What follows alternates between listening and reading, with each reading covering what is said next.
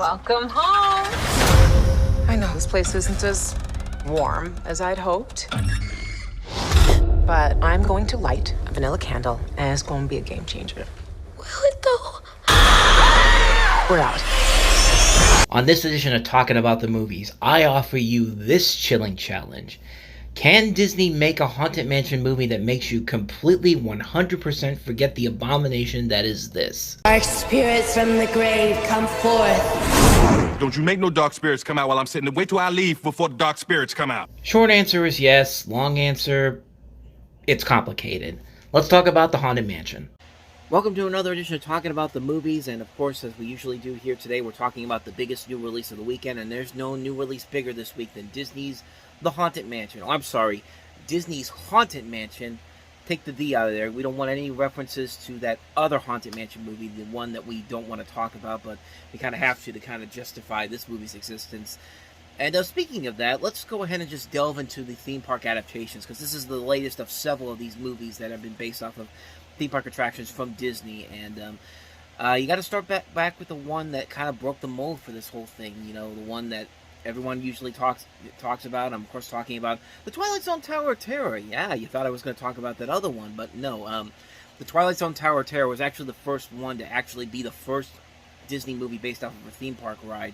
Of course, the Tower of Terror movie with Steve Guttenberg and Kirsten Dunst. It was a Wonderful World of Disney movie. It is what it is. I mean, it's a decent, straightforward adaptation of the ride itself without referencing the Twilight Zone.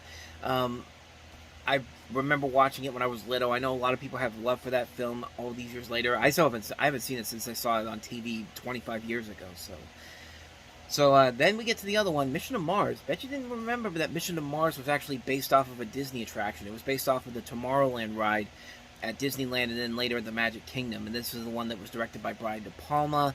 Had Gary Sinise, Don Cheadle, and Connie Nielsen. They were the first crewed Mars exploration mission gone awry. And I barely remember it. You probably barely remember it. It wasn't that memorable of a movie. So, yeah, we can just skip that one. And then there's The Country Bears, a movie that is... It's bad, but at the same time, there's elements of it that are kind of fun to it. Like, I've seen the movie since is in the 20 years since it's come out, and I've got to say, it's not as bad as people make it out to be. It's a bad movie, but there are elements that make it fun. I mean, Christopher Walken's performance alone is worth the price of admission. This is not over, bears! Like, lines like that, that makes that movie kind of worth it. It's not a great movie by any means necessary. It's not even a good movie by any means necessary, but little touches like that make me kind of appreciate it a little bit more. And then you get to the movies that we want to talk, that everyone talks about for real this time. The Pirates of the Caribbean movies, which I've stated before, I'm not the biggest fan of. I mean, I like the first Pirates of the Caribbean movie fine for what it is. I never got into any of the sequels. I thought Dead Man's Chest was just mediocre. At Wolf's End was just kind of okay. On Stranger Tides was just kind of meh. And then Dead Men Tell No Tales was just killed the franchise right there. But then you have the Haunted Mansion with Eddie Murphy, and that's another one that you could easily put to the side with Dead Men Tell No Tales. It was a bad movie. It was a bad film that just looked like it was trying way too many things to try to justify it as a feature film.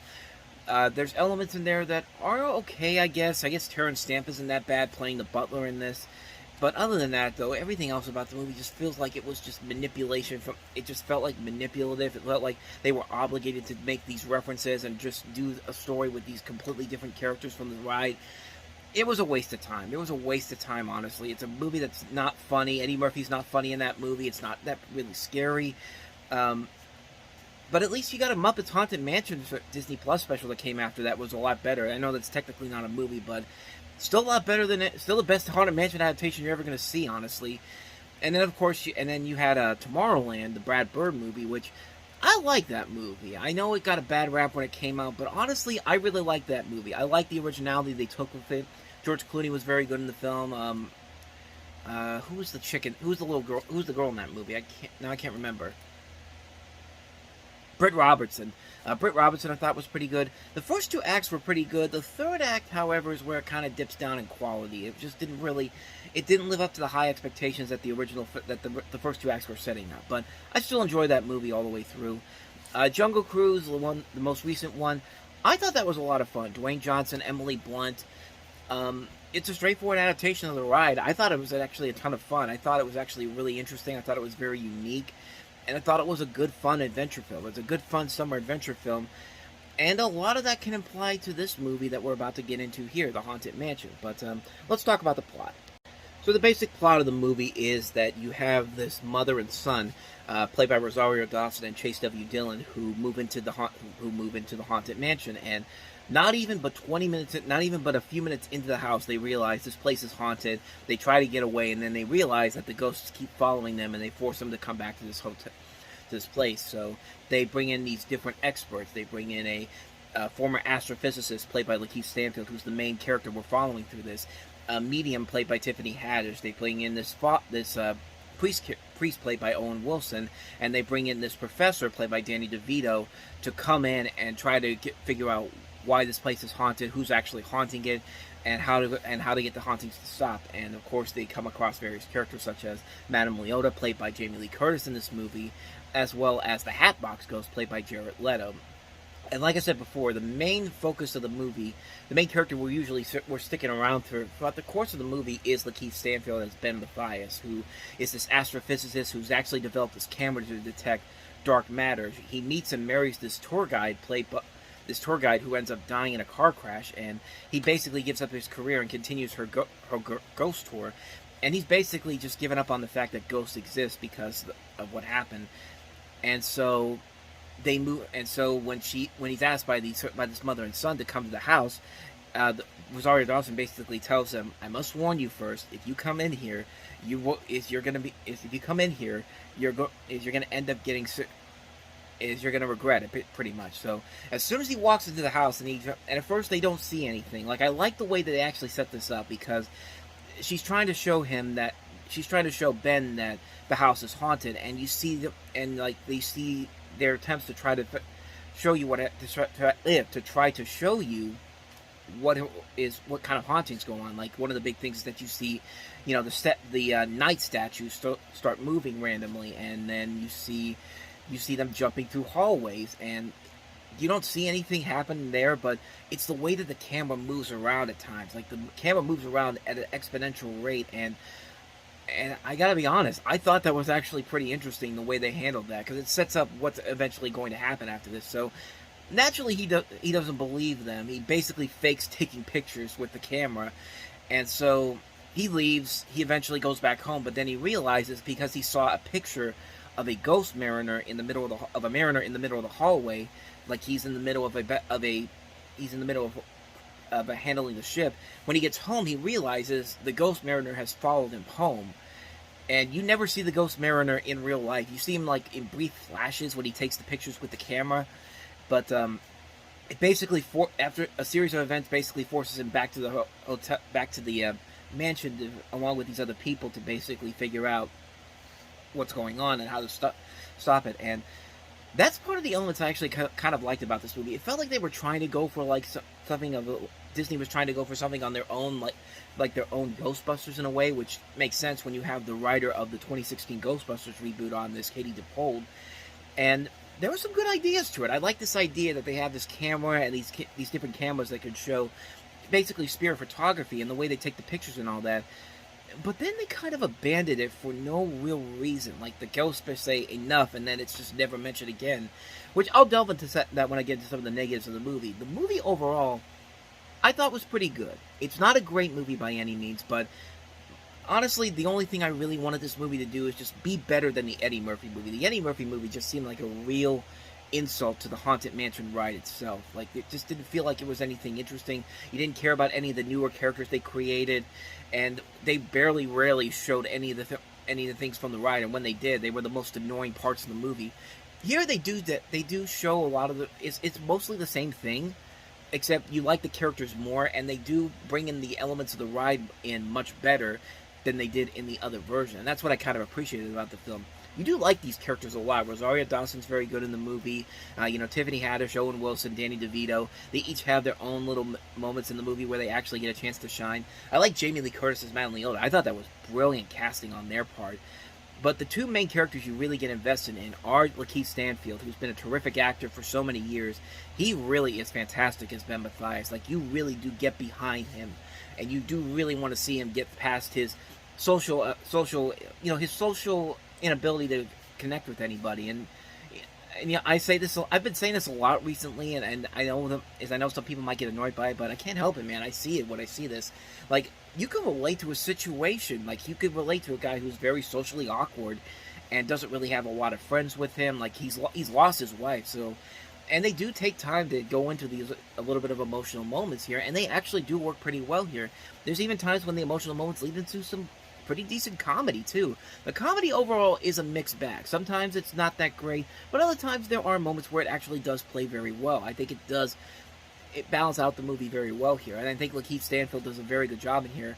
And I think it just proves that he's one of our great rising actors that we've seen over the last couple of years. But the other one that really surprised me and how good he was Jared Leto as the Hatbox Ghost. Now, Jared Leto, after he won his Oscar for Dallas Buyers Club, he got kind of a bad rap afterwards because the performances he was just putting in were not that great. I mean, what more do I gotta say? Cholo Joker from Suicide Squad, Morbius, The House of Gucci, where even though I like that movie, his performance was way too over the top in here. So I get why a lot of people were probably looking at this and going, this is going to end badly. I mean, we've seen what this guy can do before. For him playing the Hatbox Ghost, like, no.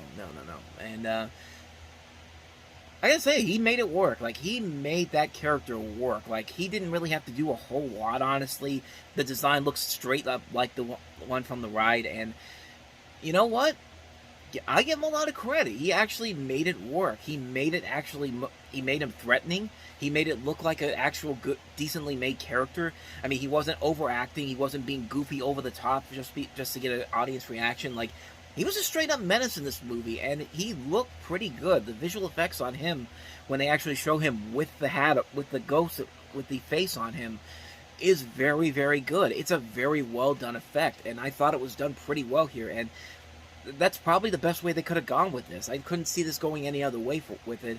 And I thought they did a pretty good job with it. The overall visual aspects of the movie is really good. Like, there's scenes where the house will just go all Doctor Strange, and things will go out of the sense of reality. Like, you'll go down these long hallways, like that type of stuff, with stuff going on, and you see like little things in the background where you have to look really closely to see. And like, I thought they did a pretty good job with it. I thought they did a very good job capturing the spirit of the ride, and while doing it with a very unique and different story than what we're used to seeing here. And it didn't even bother me that the length wasn't even that bad. This is a 2-hour movie, an over 2-hour movie.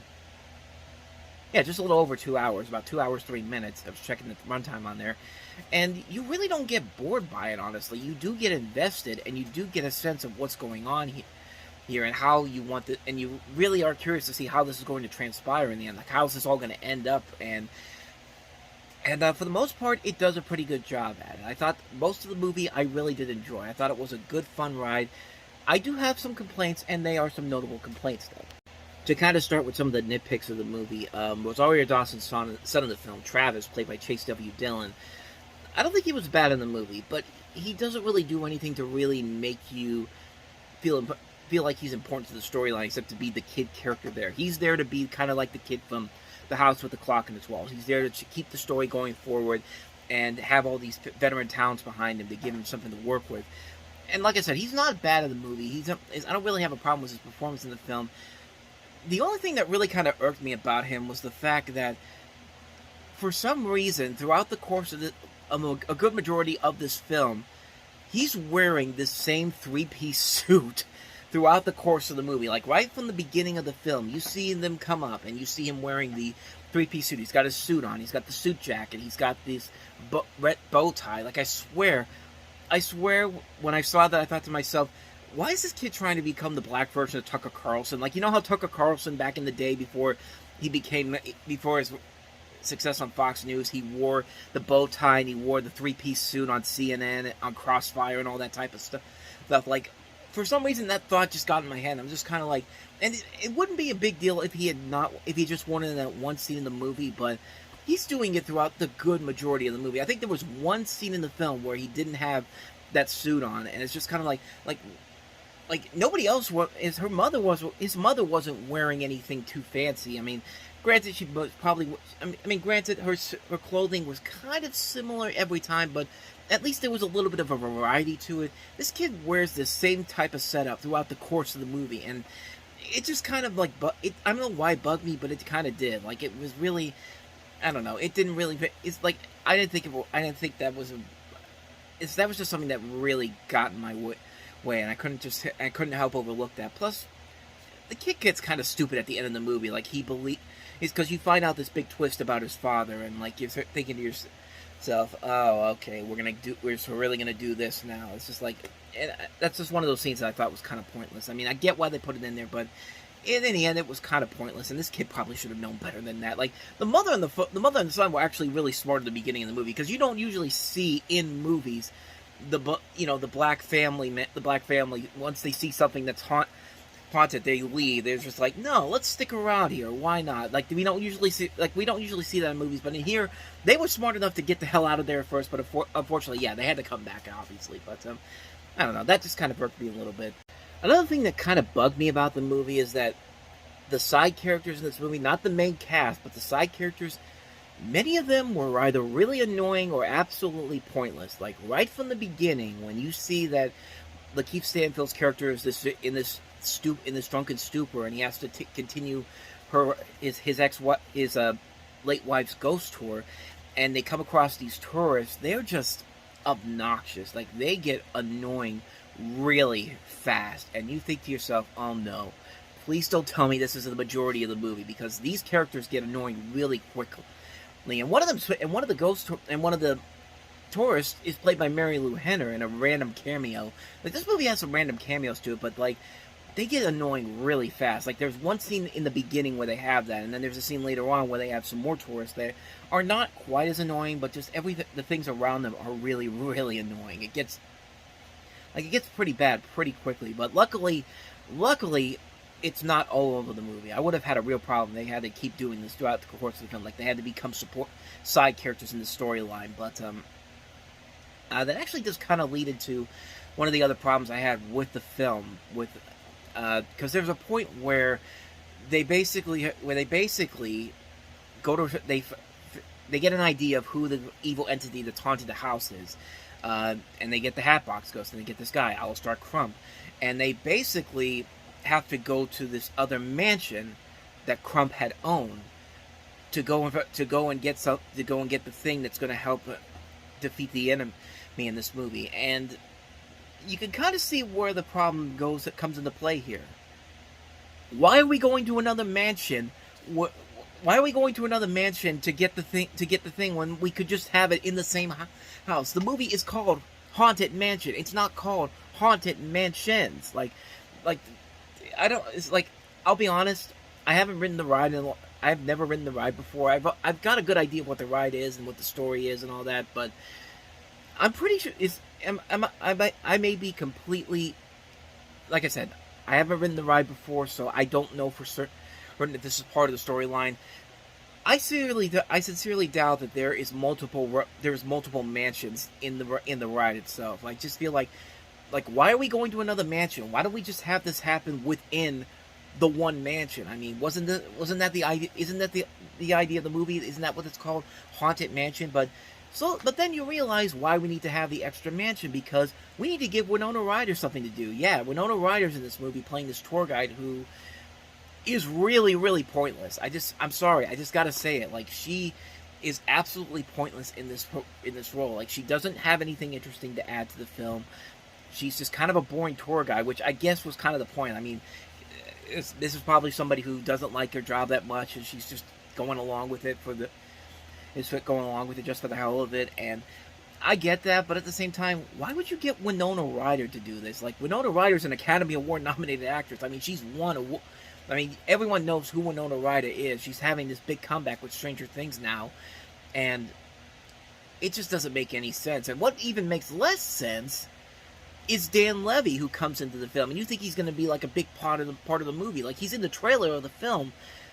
he's only in the film for less than 5 minutes, and he does absolutely nothing in this movie. Like, he's this over-the-top actor who's an actor and tour guide, and he's only there for one reason and one reason only: to make reference to another Disney attraction, It's a Small World. There's a scene where he takes these tourists into this room, and they're playing It's a Small World on the piano, and it's just kind of like, what is the point of this scene? Why are we doing this? Like, why couldn't this take place in the one mansion? Why did we have to get Winona Ryder and Dan Levy to come out here and do this? Like, it just makes no sense. It makes no sense whatsoever. It's completely pointless to the story. You could have condensed this down into one manner, and we really wouldn't have... This wouldn't be a problem, but that's just one of those things that's just kind of like... I was still baffled by that after I came out of the theater. It's just like, why did we have to go to this mansion? Why couldn't we just go to this place? Why couldn't we just go to have this happen in the one mansion? Like, why did we have to get Winona Ryder and Dan Levy to come out here? Let's make a big deal of them in the trailers and then give them absolutely nothing to do, because they serve no purpose to the story whatsoever. We're only there just so they can have a role in the film, and it's just, I don't know. I didn't like that at all. One of the other things I didn't like about the movie was that, like I said before, they introduced these story elements that you think could be very interesting and integral to the plot ahead, and they just never do anything with it. Like the whole thing about the spear photography. Like I said, that gets abandoned real quickly, and they never bring it up again. Like, they never bring it up. They never bring the other camera up that he has. They never bring anything close to that back up that they get in the rest of the movie. And it's just kind of like, why aren't you bringing that up there? Like, why aren't you fully investing in this idea? I mean, did you really just bring in the writer of Ghostbusters to say, hey, we want something Ghostbusters related that we're just going to abandon halfway through the movie? Like, it just doesn't make any sense. And there's a lot of those moments like that throughout the course of the movie that just kind of irked me.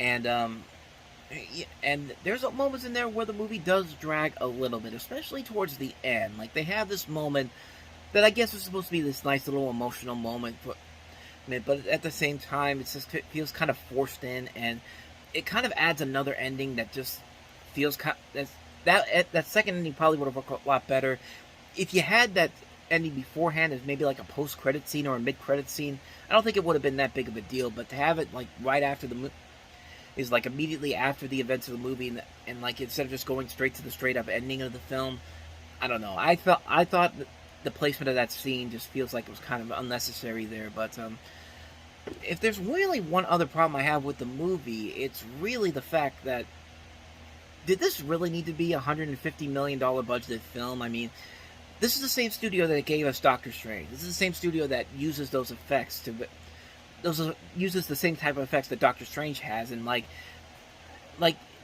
you couldn't figure out a cheaper way to use that same kind of thing there and make it your own. I mean, I don't understand where $150 million went for this movie, and I think it's just part of the summer that Disney is having right now, where they're using these overblown budgets. Of course, we've talked about Indiana Jones and their $300 million budget. Secret Invasion, which, you know, as much as I love the MCU, that was the one I just had to say, I'm done. I'm done with that. Like, by the way, that cost $200 million too. So we're talking about almost $1 billion of wasted money this summer. Like technically not really $1 billion, but it's close. 212, I think it was, for Secret Invasion, and then 150. It's about $750 million. $750 million wasted on movies that did not need exuberant budgets like this. Like, you could have made this $100 million movie, and then it wouldn't have been a big deal. I feel like you could have made this with a lesser budget, but I still don't know where $150 million went with this movie, and yeah, it just doesn't make any sense whatsoever where that money went to. But yeah, those are my main complaints about the film overall. So to wrap it all up here, it's kind of important to note that Guillermo del Toro was heavily involved in making this movie early on.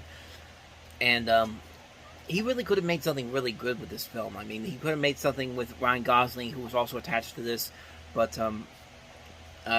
Disney dropped the script because they said it was too scary for family audiences. And it's just like, this is the guy that made Scary Stories to Tell in the Dark, which is technically a family film based off a series of children's scary books, scary children's books like Goosebumps, but like, he made that movie. You could have easily made this movie in the same vein as something like Scary Stories to Tell in the Dark, but Disney said, no, we can't go down that path because we've never done that in our history. Watcher in the Woods, something wicked this way comes. You know, that brief era in the early '80s when you were trying to be mature Disney and try to make some films that were different. This film could have easily been in that same category of films, like those movies from the early '80s when Disney was trying to be more mature and more intense than what they usually were. But it does it at times, but at the same time, it never really reaches that level that it should. I mean, it's a good. I'm not saying it's a bad movie. It's not a bad movie. It's a good, fun movie. It's just not up to the levels that I think this material really deserves. Like, I feel like if Guillermo del Toro had been given all the keys to the kingdom on this film and do whatever he wanted to do, he would have made this movie work. But as it is, it's fine for what it is.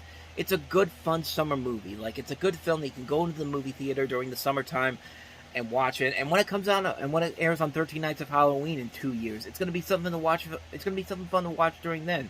Like I said, I'll gladly take this over the Eddie Murphy movie any day of the week. The Eddie Murphy movie just leaves such a bad taste in my mouth, and a lot of people's mouths, that this movie does more than enough to satisfy itself for the people that were so disappointed by that film.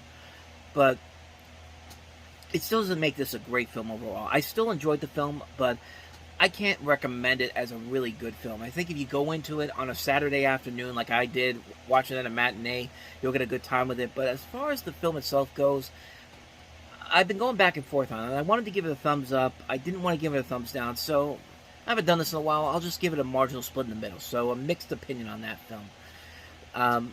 Like I said, it's a fun movie for what it is. It is a good movie for a good, fun time.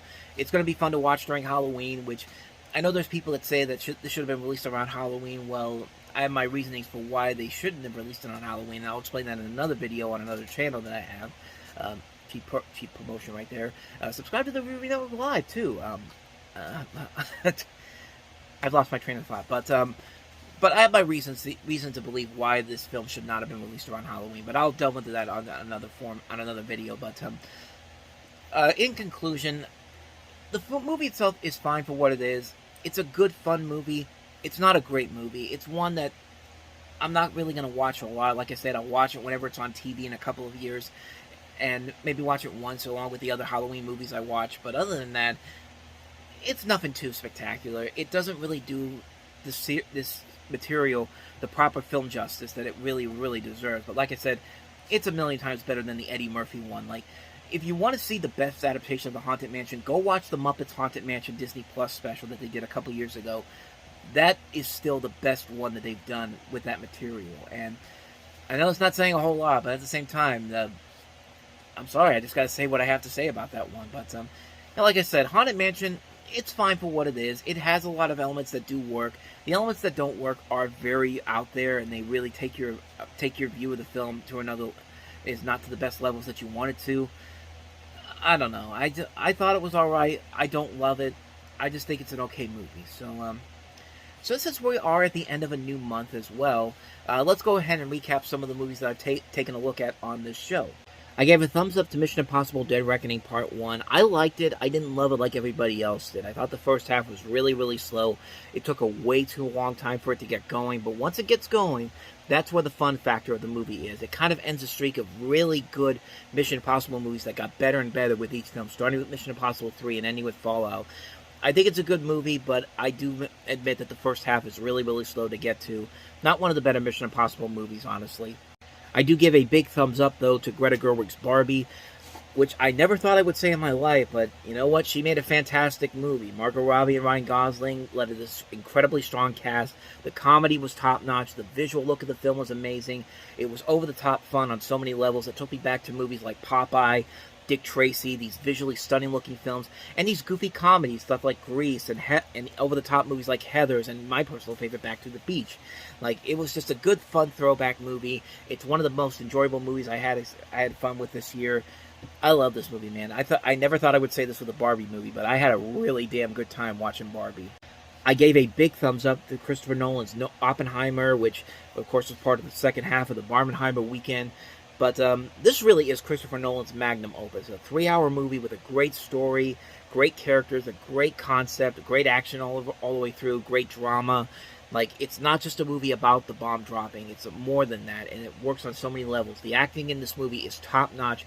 Everybody in this movie should be at least somewhat considered for Oscar nominations. In fact, if this movie is not given any Oscar love come next spring, like, I think we need to riot. I think we just need to stop giving a crap about the Academy Awards, because they'd be crazy not to give this movie the love it deserves. This is my third favorite movie of the year, behind Creed 3 and Spider-Man Across the Spider-Verse. And last but not least, I give a mixed opinion on Haunted Mansion. I definitely think it's a movie that's more enjoyable than the Eddie Murphy film.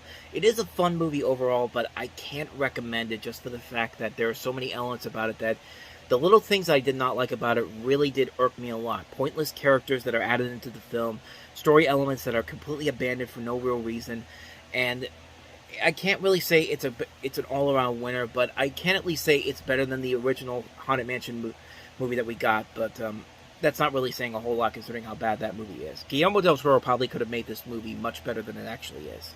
And I'll throw in some recommendations for some movies that I've checked out over the last month on video and Blu-ray. Skinamarink is a movie I really, really liked. I like that film a lot. I know a lot of people have their mixed opinions on it. You're either going to love it, you're either going to hate it. I liked it mostly because I've had nightmares like this where nothing makes sense whatsoever, and seeing it in this movie just took me back to those memories. I still get nightmares like this, so that's why I kind of liked it more than most people probably would.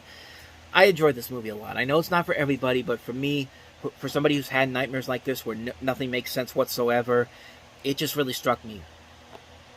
And I also want to give a recommendation to Polite Society, which I think is one of the best movies of the year. One of the biggest surprises I've had in a long, long time. It's a slick, funny, well-put-together action comedy that is nearly reminiscent of last year's breakout hit RRR at many points. It has a great cast, some really good action sequences, visual splendor all around. It's a really damn good movie. I have to say you have to check this one out. It's definitely a must-watch film. And last but certainly not least, I give a big recommendation to Nimona, which I think is an amazing animated achievement. One of the best animated films of recent memory. I had an absolute blast watching this movie. The fact that we finally got this movie after Disney canceled the film altogether, I bet they're kicking themselves right now for saying no to this. It was worth getting out there. It's indeed one of the best films of the year. Chloe Grace Moretz as Nimona is fantastic. She's one of my favorite characters of recent memory. I mean, she really gives it her all in this movie. It's worth going out and seeing. It's on Netflix. Watch it. You will not be disappointed by any means necessary. It's a towering animated achievement that definitely needs to be seen. And while we're at it, I might as well bring up Ruby Gillman Teenage Cracker, which I did a video on already talking about the film. While I can't say it's an overall classic film, it definitely deserves more attention than what DreamWorks gave it in terms of the marketing and all that. Like I said, I did a video talking about this, so if you want to go check that out, I'll put a link in the corner so you can go check that out. Bottom line, watch the movie. It's actually pretty good. So overall, a pretty good month of movies. There was not a bad movie in the month of July. There wasn't a movie on the level of The Flash, which still has a good chance of making it as the worst movie of the year. But we got August coming up, and there's a lot of good movies I'm really looking forward to seeing in August. None bigger than the two we've got coming up next week. Teenage Mutant Ninja Turtles Mutant Mayhem, which I'm hearing the buzz on this is so good. Reviews have been coming out. They've been great. I can't wait to check this one out.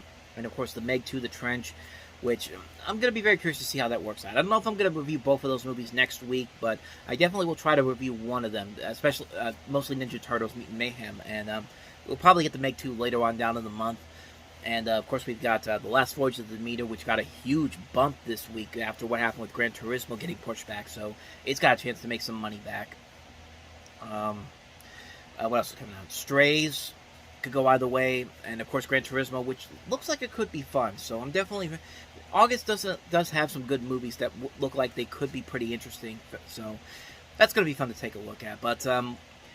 with that said, thank you very much for watching. Let me know your thoughts down below on The Haunted Mansion. What did you think of the movie? Do you agree with me on this film? Do you think I'm on the same pathway here with this? Or did you like it more? Did you hate it more? Let me know your thoughts down below. So, with that said, thank you very much for watching, and I will see you guys next time for the next video. If you like this, go ahead and hit the like and subscribe button, and check out some of our other videos as well. So with that said, thanks for watching. I'll see you next time. Until then, take care.